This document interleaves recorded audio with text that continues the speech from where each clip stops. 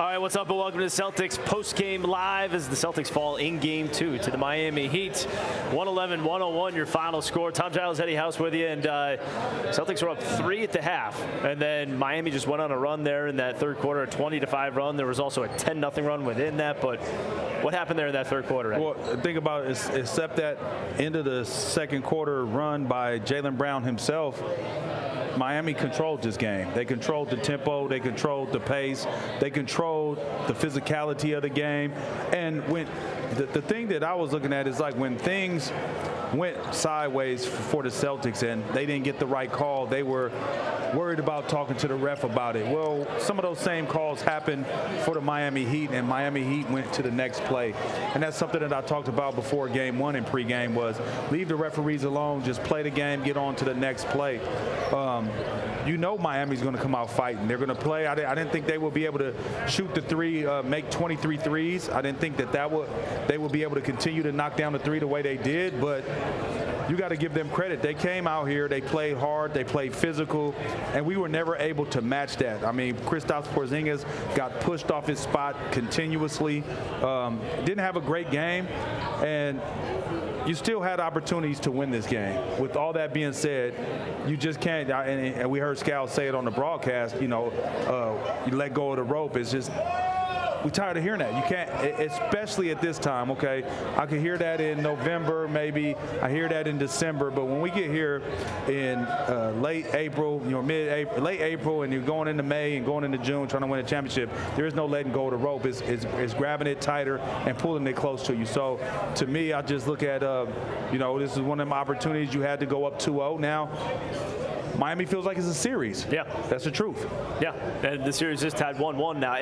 You go back, you brought up the three-pointers, because, again, it's not just that they made 23, they were 23 of 43. So they did it at a ridiculously efficient rate. But defensively, what did you see from the Celtics? Because it felt like the ironic part was that we talked about how's Miami going to be able to score on them, and then we got to the third and fourth quarter. And how are the Celtics going to get a stop here? I just felt like everything was just a half count off. They wasn't hard enough. That's a late contest right there. It looks like it's a contest. That right there, that's a late contest. It looks like it's a contest, but it's not. That's another late contest. I feel like they were just a count late on everything that they were doing right there. Even though his hand is up, that's still a late contest. And I always say a late contest is just like no contest, because as pros, once you get up and get into your rhythm and don't have anybody in your airspace and you see the target and you're able to let it go, there's nobody around him right there. They got a lot of open shots, a lot of late contested shots. I just felt defensively we just weren't engaged. And I don't know where that comes from. I can't explain it. When you have an opportunity to get a stranglehold on this series to go up 2-0, then all you got to do is split on the road. You're 3-1 after that, and you're just taking care of business, or sweep if you can go get 2 on the road. But now you got to come back home. That's good for the Garden fans. They get the opportunity to see the Celtics play again. But you just extending this series when I don't feel like you needed to. They were just a half count late, I feel like, on everything. Even offensively, they got pushed off their positioning. When Scal gets here, he'll be able to even explain that even more, because he was right courtside. But I was sitting up and looking at it.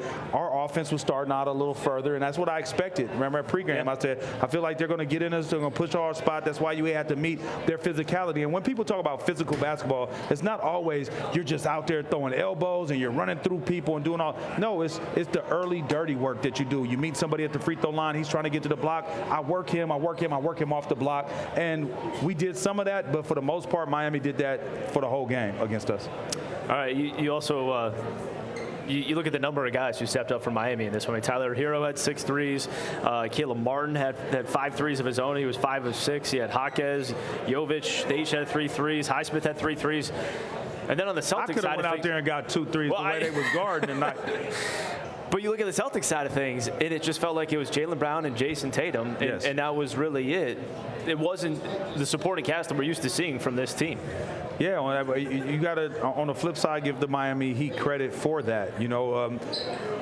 Game 1, what did they do? They doubled Jason Tatum. And I said in the pregame, I said, I don't think that's going to be their game plan. They're not going to do that. They're not going to allow the other guys to get off and get going by doubling him and paying too much attention to him. Hey, they're going to play the guard your yard thing, but they'll help at times, and they'll maybe send a double team if it's in a certain situation. But for the most part, where the guys just didn't have any rhythm, besides that Sam Hauser three he hit early in the first half in the corner, I don't think that I really seen the guys get any good looks. So for me, it all started on the defensive end, though, and one thing has to lead to the other, and sometimes it does. When you're not playing great defense, your offense suffers from it. And sometimes when you play great defense for the most time, your offense benefits from it. And I thought that was the case tonight for the Boston Celtics, that our defense made our offense suffer because we just weren't that good defensively.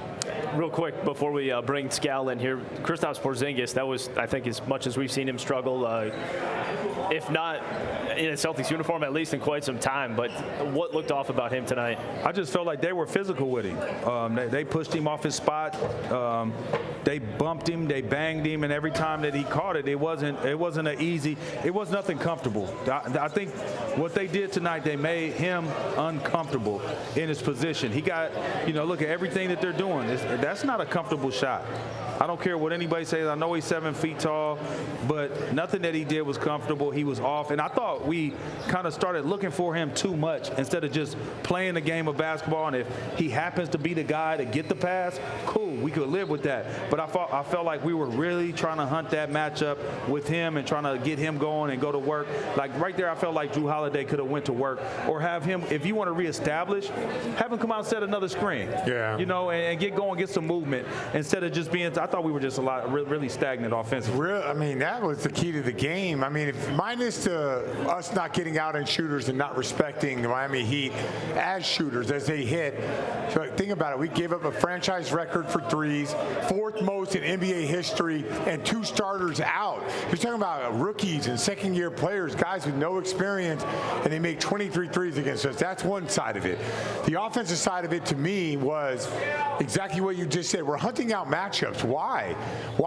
There is a matchup. Everywhere you look, there's a matchup. If you just drive the ball, create rotation. But the way we're doing it is throw the ball inside, dribble, dribble, dribble. You think the Miami Heat aren't going to be ready for that? They're ready for that. Spoelstra's ready for that. And they were allowed to be more physical, more handsy because it's the playoffs. So I don't understand why we went to that. I just don't. I think we should have went to more of a driving kick game, use our skill set, which is space and shooting, and all of a sudden we just threw that away. Well, I think it was a byproduct of our defense. We weren't playing any defense, and a lot of times this year when we see the Celtics lose games this year, right? They didn't lose many in the regular season, but when they did, it was a byproduct of them not being engaged defensively. I felt like from the gate they was like a step slow. Remember you said don't come out half stepping, right? Yeah. I felt like that's how they came out. That was the definition of half stepping, like you're a half count late. Now it looked like I contested the shot, but a late contest is no contest. Yeah. And that's to me, that's really where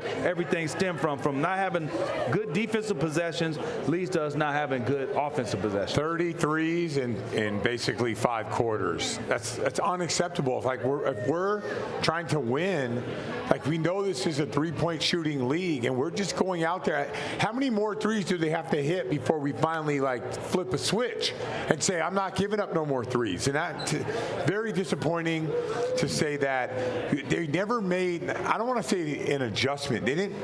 It wasn't that. It's like coming out and just not contesting a guy. Why would you do that when a team has already hit 13, 14, 15, 16 threes? At what point do you say, all right, they're making them tonight? I think at the beginning of the game, we did not have the sense of urgency that I believe that you have to have in a playoff game.